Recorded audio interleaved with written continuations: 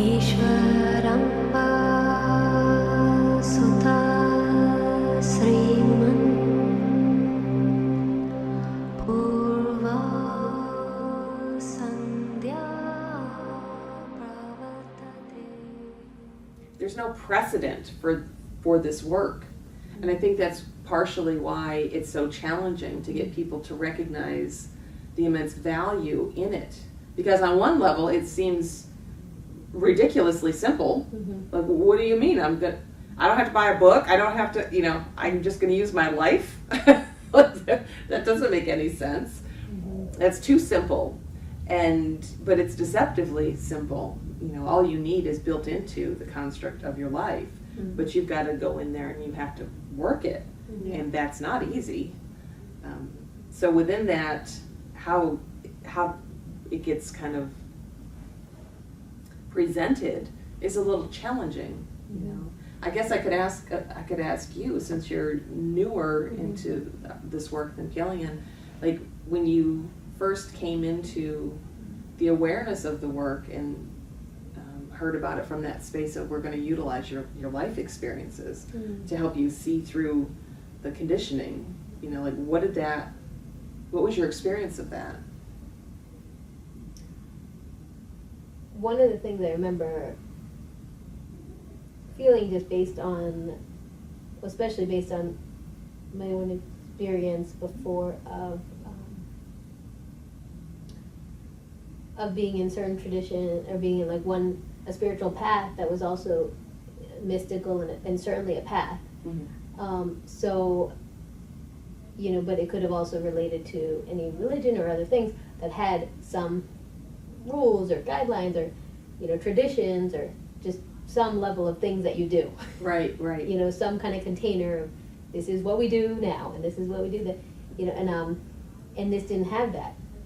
So in some ways I felt freeing, but it was also, within that container there is some aspect that feels really good and feels right, but then, and I'm really glad for what that provided me and taught me, but then there was also, part of what I internalized from that is like, okay, then there are certain things in my life that aren't right or me, that aren't useful, like things that I just shouldn't do even if I, feel inclined to, or, so it's all these like cutting off, felt like it was, cutting me off in all these different ways, and wasn't relaxing. Certainly.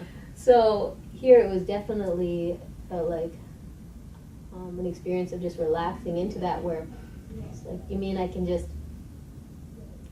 like, even if I know that there's something that's not totally right, it won't kill me, like I'm not gonna go to hell for it, like, Right. That kind of feeling. Yeah. Like, okay, I can learn from it, it can still be okay. It's like, and then if I choose to not do it next time because I already, I don't need to keep learning, by touching the fire, then okay, that's okay too, Mm-hmm. It's like I can move on. But just that freedom to be able to make my mistakes and be okay. Yes. And make my choices and be okay and still be Yes. loved and not have the shame around it, not have Yes. just that pressure around it. Mhm. I'm supposed to be doing this, and this is, what Right. people are doing. Right. And I'm so glad that you brought that up, because it's such an important component of our work Mhm. that doesn't get any kind of press or acknowledgement. But the reality is there is no wrong anything, Mhm. and I can, in my guidance with someone, if someone says, "Should I do this or shouldn't I?" I'll never tell you, Mhm. right? I could say you might want to look at this, but I'm never going to tell you don't do that, because it's a win-win, and that's what people don't see, because the guilt Mhm. is so programmed that if I make the wrong choice, now I should feel ashamed of myself and I should feel terrible and I'm a loser. And there is no losing choice, right? So you either make a choice that immediately moves you to the next place because it was in alignment, great, or you make a choice that's out of alignment and it's there to show you where you're out of alignment so that you can course correct and get back on track. So where's it not a win, Mhm. right? And that's the thing that people have a struggle initially, like, well, what do you mean? They want me to say, this is what you do next, and this is how you do it, but don't do that, and do this. And there are a couple little guidelines that I'll set out for people, like, I would like you to meditate every day. There's a reason for it, but it's not something where, like, I'm marking how long you're in meditation, or if you miss a day, like, you get slapped on the wrist. Like, it doesn't work like that. It's just in your own best interest to do it, so I would recommend doing it. If you don't, it's your choice. You're free to move as slow or as fast as you choose to, you know. And I'm certainly not going to tell you you're wrong for it. But people, like, they want that, and then when they don't get it, I mean, I had one student, what, you mean I'm allowed to eat meat? I was like, yeah.